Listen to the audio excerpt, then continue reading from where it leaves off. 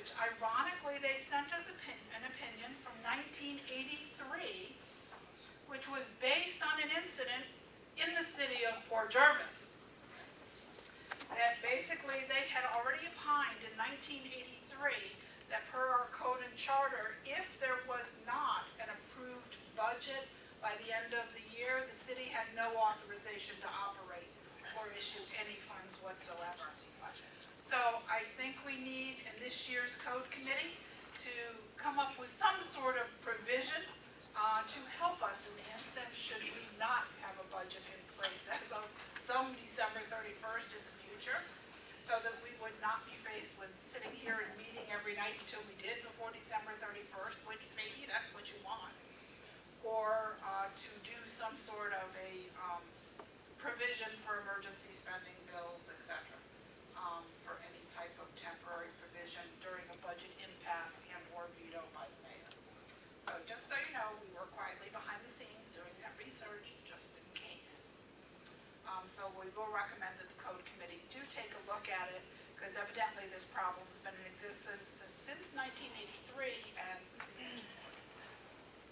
so Mr. Bovozo has it on his to-do list. calendar now.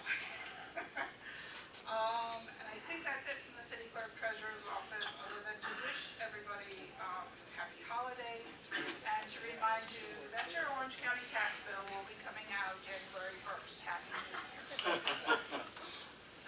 Thank you, Ms. Wassenegger. Ms. Randezza, old business. I just want to give the public an update on the Port Jervis Volunteer Ambulance.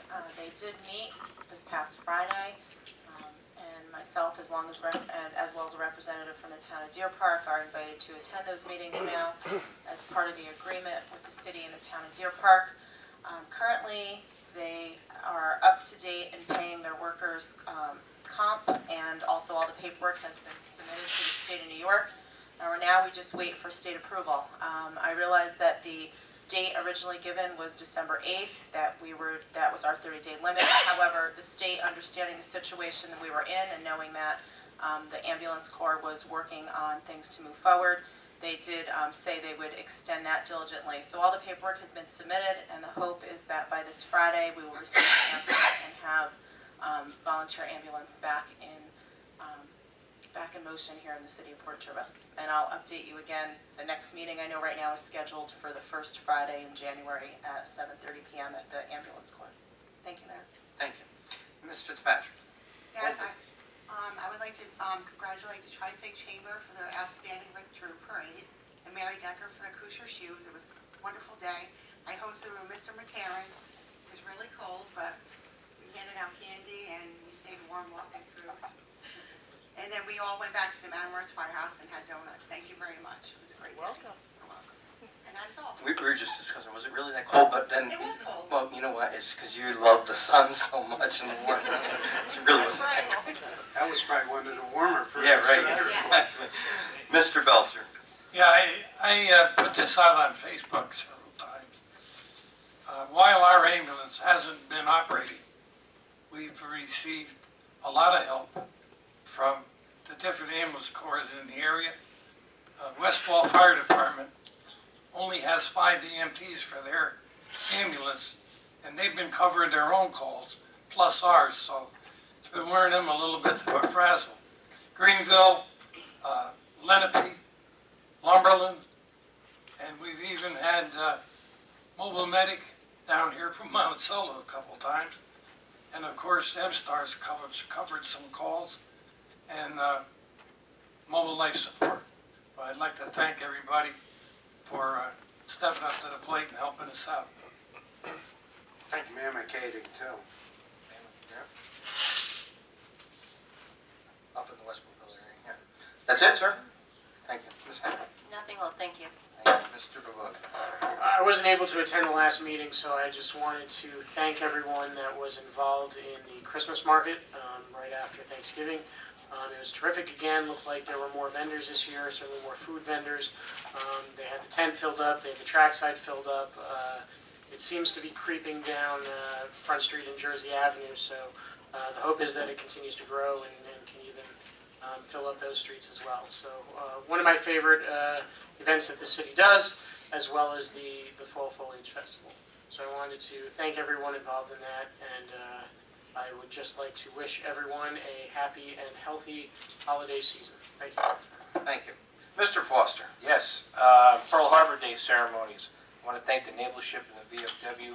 What a very nice ceremony over the Port Jervis Matamoros Bridge, and also the nice meal that they put on as well.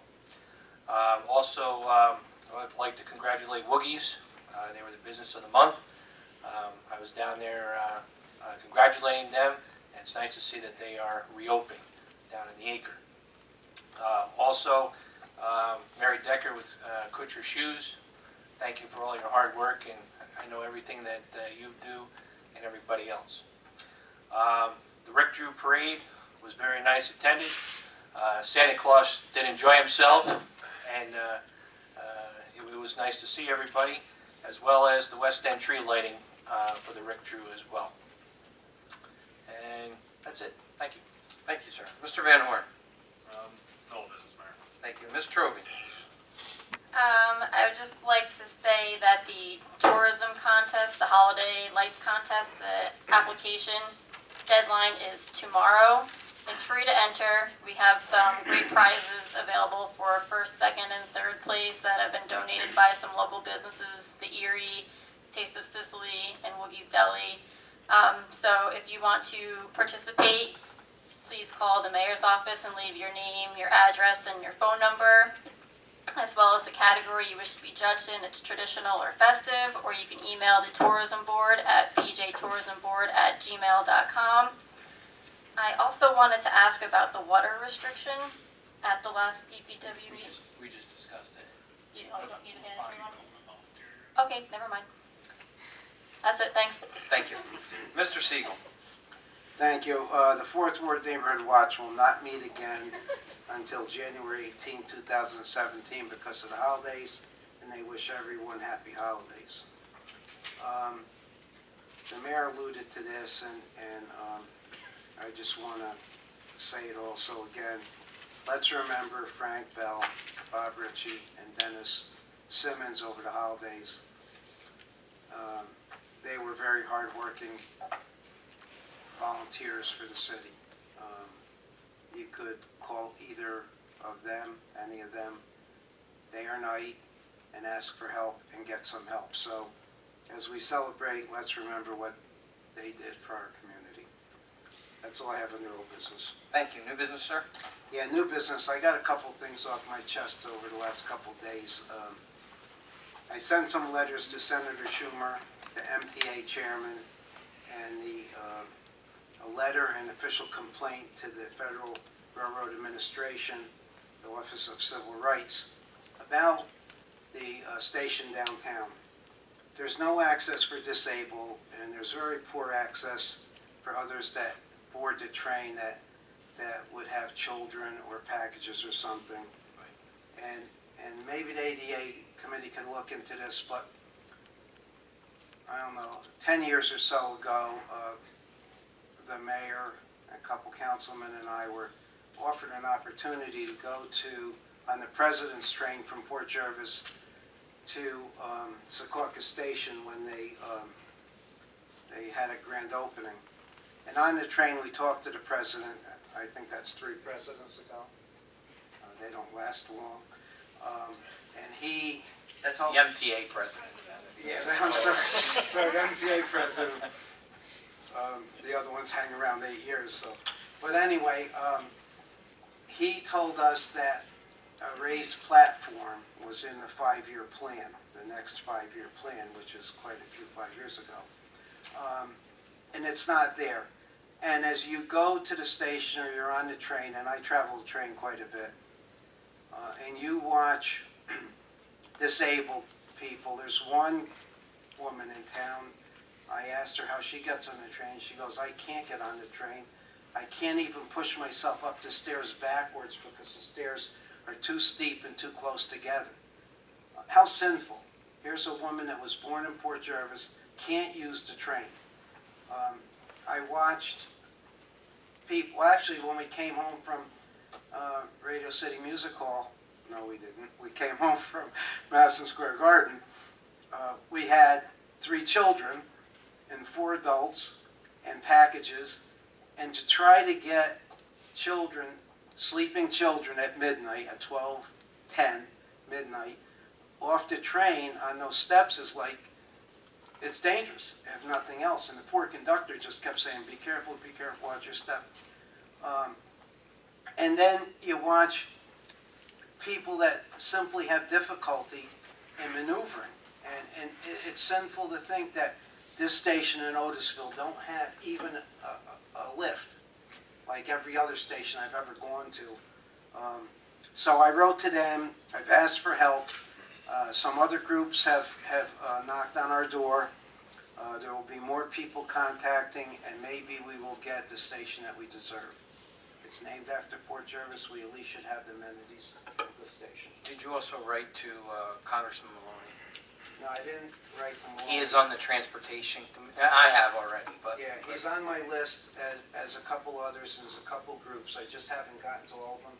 But those are, and I did Schumer because Schumer is a real advocate for the people, and I thought he would be of the most help. But whatever names you give me, I want to talk to your Chichester guy. Well, I don't know. He's now down in the city. They haven't appointed a representative here yet. All right, so anyway, I just want everybody to know we're pushing for that. We deserve it. We should have it. And the other thing is I put on Facebook and I sent to the council people, and anybody that's interested is I'm more than willing to send information to. But I put on an alternative to the Whitewater Park in the river. And the concerns that came to me about the Whitewater Park and the river is the same concerns that we have. Every spring, the river changes. A diver that does more diving in that river than anybody I know told me that every time that I dive in the spring, the river bottom is different. I'm really worried about, number one, whatever we put in the river will move, disappear, whatever. But I'm more concerned about all the delays. This has been going on year and year and year. Delay after delay. We thought we were at the end of the road, and then the Pennsylvania Boat and Fish Commission, whatever they are, they want to do another study for $31,000. And then there's another $11,000. And I think we're just throwing money in the river because it's one of the few undammed rivers on the East Coast, free-flowing rivers. And I don't think we'll ever get the approvals of everybody we need to get in that river. And I talked to, last year I talked to, I think she was the Upper Delaware lady, and she said it's a sin to try to do that in that river. So I'm just concerned about spending money on something that we'll never get one. Maybe we could build our own, have our own built on our land, where we could charge people for the use of it, and have something under our control. We can control the water, the temperature, the height, the speed, the cleanliness. So I put it out there. If anybody's interested, again, I'll share it with you. It's on Facebook. Most of the people on Facebook, and I don't go by what they say, but I listen to what they say. I think it's a good idea, so I put it out there. I want everybody to know I did it. I'm not sneaking around behind nobody's back. It's just something that's near and dear to my heart. Also, the Port Jervis Volunteer Ambulance Corps, I'm told, is looking for volunteer drivers. Firemen could be a good driver. I'm going to volunteer a couple other guys. All that you need is EVOC, and most firemen have EVOC, and you need a CPR first aid. So, and there's going to be an EVOC class being taught by the county for anybody that wants to get involved. You don't have to be a fireman, a policeman, emergency, anybody. They're going to put that class on probably next month. And in order for the Volunteer Ambulance Corps to survive, they have to have the volunteers to make it survive. It's not going to survive just by us hoping and throwing money to them. So I live very close, so I said to them, I'll be glad to come down. If I hear drivers needed, I could run down there, drive down there, and drive through. I don't want to be an EMT. I have no desire. I don't want to do any of that, but I'll be glad to drive. So if there's other people out there, call Roger Morgan, let him know you're interested, and he can talk to you about what's necessary. And as a final, and Kristen's probably happy at the final, Hanukkah, the first day of Hanukkah and Christmas Eve are on the same day this year. It doesn't happen often, so I want to wish everybody a happy Christmas. I didn't make that up. It was on Channel 5, and Baruch Shemak, whatever his name is, he always says it. So, happy Christmas. And that's all I have, I think. Thank you. Thank you. New business, Ms. Trowey. I have no new business. Everyone have happy holidays, happy new year. See everyone at committee meetings, and I like seeing crowds at meetings, so please come often, and look forward to a fun-filled 2017. Thank you. Thank you, Mr. Van Horn. Just echo the Chris McCuff comment. I liked it. No, otherwise, no. Thank you. Mr. Foster. Yep, we have some executive session here, a lot of stuff we have to talk about. So at this time, I would like to make a motion for the common council to enter into executive session in regards to the following matters after public comment, and they are pertain to recreation hires, and I want to invite the Recreational Director, John Fagione in. A personnel matter involving the Director of Public Works, and invited Jack Farr in. A discussion with the City Clerk Treasurer regarding a DPW employee vacation request. A matter regarding 100 to 200 Skyline Drive, which is a contractual matter, consideration and potential litigation, and invite the building official in, Dave Rivera. Discussion regarding 2432 Front Street matter, which is litigation matter and contractual matter. Discussion of the 2017 contractual agreement between the City of Port Jervis and the Humane Society, and invite Chief Warden in. Discussion regarding the STAR program, the Port Jervis City school tax issue. Contractual issue discussion regarding potential 3-bike race series for 2017, and invite John Fagione, which he's already coming in. Also, a discussion regarding the pending tax certiorari proceedings on 33 Ralph Street, and invite the city assessor, Teresa Sprawley, and one more. No, hold on. And also a discussion in regards to the Farnham Street property as well. And upon the conclusion of executive session, the council will also be meeting with our legal counsel for advice regarding matters involving attorney and client privilege. And I make that a motion. I have a motion by Mr. Foster, second by Mr. Bovozo for executive session discussion.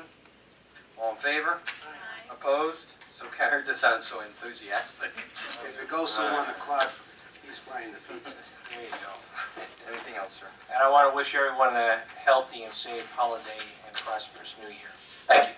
Thank you, Mr. Bovozo. No new business, thank you, Mayor. Thank you, Ms. Henry. I just want to wish everybody a happy holiday and see you all in 2017. That's it. Thank you, Mr. Belcher.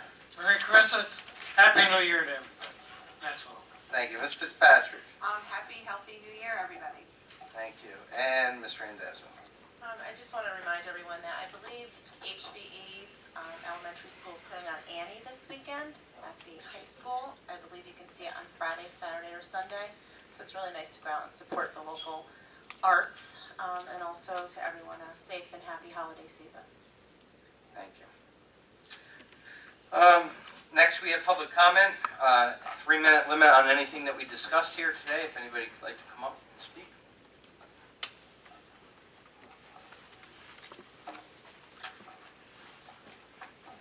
I didn't use up my full 5 minutes, Yeah, right? you only have a minute left. Only been 3 now. Or just get cut off. Obviously, you're going to start off 2017 addressing the issue with respect to the Ralupa case. My opinion has been and continues to be that the city should have never been involved in that case. The city was advised of the violation, and the city went through, and now the city's going to pay, in the sense that you have to go through your educational training. So, as a property owner, that whole issue regarding the RLUIPA violation scares me. Because it shows that the city of Port Jervis is willing to break federal law in order to actually take steps to ensure what it thinks is right, even though the law clearly says otherwise. The reasoning behind it, I'm sure, was that we don't want a church downtown, we need to build business. Well, guess what? The federal law says otherwise. The city knew it, they were advised early on, and yet you still went forward. So as you sit through the RLUIPA training, because each one of you has to participate in it, along with building department heads, I'm sure, I think it extends to planning and zoning. I think as a council, while some of you may not have actually been on the board when the decision was made to enact the law, you were on the board, many of you, when the decision was made to ignore the warnings. You can sit there and wave your head back and forth, but ultimately it's one of those. Turn my head and turn back. But ultimately, My it's one of personal those- opinion is I stand by our decision. We actually have case law that says what we did is right. The choice to repeal that law was it's more cost effective to just do this rather than defend it. Show me the case law. Okay? Show me the case law. And if you're referring to the New Irrelevant Jersey, now. We have a decree. We have a Well, consent decree, it's irrelevant. well, it's not irrelevant, Mr. Bovosa, because It is. the issue is that the city was wrong, you know you were wrong, No, you we did it don't. anyway, and ultimately, now the city's paying for what I believe is bad advice. And this city is actually comprised of more than just 3 people making decisions, although it doesn't feel like it sometimes. And many of us pay taxes. I believe An it was entire council voted voted on that, 9-0 to 9-0. pass that, so it was more than 3 people making that decision. And for good business reason, not to hurt anybody, to do something good for this community. And we thought we were doing something You good for thought this you were community. doing something right. We certainly didn't want to break any law, we wanted just to make it better for people to I survive. understand that, and I don't think that any of this case law that they say exists. It does. Well, ultimately, I think that as you sit through your RLUIPA training, and we have a new council that's been constituted, ponder what's going on and question the advice that you're getting. Thank you. Anyone else?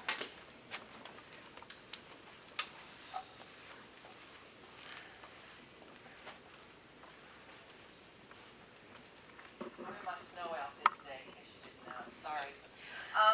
I just wanted to report that the Tri-State Chamber's first-year initiative brought to us by our first vice president in the form of a wonderful idea, Mary Decker, the Kushner's Kids Shoe Drive. We've collected upwards, at today's count, of 800 new pair of shoes. And the lion's share, I sent letters out to 32 churches and institutions and charities within our tri-state little, footprint here. Right now we've distributed in the city of Port Jervis through 2 large agencies, probably more than 425 pair of new shoes. And Pennsylvania, John Bell from DV came today and picked several up from the nurses within the DV school system. And we just, the community outreach and the community outpouring in this entire area has been absolutely amazing. And a lot of kids, you're going to see them walking around with wonderful new shoes. And we want to thank all of you for your support, and most of you in this room have also contributed. So thank you so much. Thank you very much. Anyone else? Try to beat that one, Ed. Little holiday cheer. I hope that we can get this done without another court battle, because that's probably what it's going to come down to. If something isn't done about this motorcycle shop and about the fact that I need the end of that street along with my neighbors to turn around. So I really hope this can be done without legal battle, spending more of a project's money. I know you have a lawyer, you already told me that, but I'd have to hire one, and my money is project's money. just want a quick comment. Yes. I know I can't answer anything about the motorcycle business right now, but I met with you, with Stan and Jack and Dave, and I thought we had an understanding of what we were going to do. We're going to keep the road, actually extend it a little bit, and leave an area for a turnaround at the end of Farnham Street, so you and your neighbors that use Farnham Street to turn around would have space to turn around. It seems that you're not okay with that at this point because of the business. I'm not okay with that because of my neighbors coming to me and saying, that's wrong. So leaving a turnaround spot wasn't what you wanted? I'm just trying to get this I right. needed the turnaround spot. Okay, but we were gonna leave it, so it wasn't a big enough space? It's not big enough. If you want to make that building legal, you have to, I don't know what the liability of the city of Port Jervis is on that building, because 4 foot of it is in city street. I don't know what the liability, that's not me, I don't know nothing about it. But that's long before code. Yes. So, but the liability is still against the city, is it? Is it correct or not? But we're trying to make that right. But it is a liability. If somebody goes up there and bangs their head on the corner of that building, it's city property, correct? I spoke to Mr. Tan before this meeting, and I told her what our agreement was. I thought we had an agreement. And she says, oh, Stan, I really would like to have 8 more feet. And I said, but we agreed to 20 feet, and it's good for everybody, and it's a compromise. And she goes, well, then if it's a compromise, then I'm good with that. So now I'm going to go back to her tomorrow and say, Ed doesn't like that anymore. Well, I'm sorry also. I mean, a deal, Yeah, I did say Deal's a yes. deal. I did say yes, but a deal's not a deal, because I've been fighting this since actually March, when I went to Jack Farr, and I had to go to Mr. Warden, Chief of Police, then I had to go to Dave Rivera, and it just kept going on and on. Do this, don't do that, do this, don't do that. I'll take care of it, I won't take care of it. A workbench in the street for months, and no one knew what to do with it. It's, you know, and this is my battle, I'm fighting this. and you're going to pay, and it's silly to pay when you're going to get what you need on the deal that we made. We're not gonna get what we need, because myself and 2 neighbors went up there, and you can't turn around in that spot. But if you put your guardrail where we talked about it, you'd have more, you could turn around the tractor Listen, trailer. if I filled in the whole yard and made a complete turnaround, I could make an acre turnaround up there. But I don't need it. I don't need to move my guardrail. I don't need to do anything with my property. We just gotta keep city property in city property. It is city property. We use it as citizens, we use it. You can't take it away from us. I'm disappointed. I'm sorry, I really am sorry. Okay, Mr. DeGroat, time's up. Thank you. Thank you very much. Anyone else? Not hearing any, I'll entertain a motion to enter executive session. Second. Motion by Mr. Foster, second by Mr. Bozo. Discussion. All in favor? Opposed? So carried.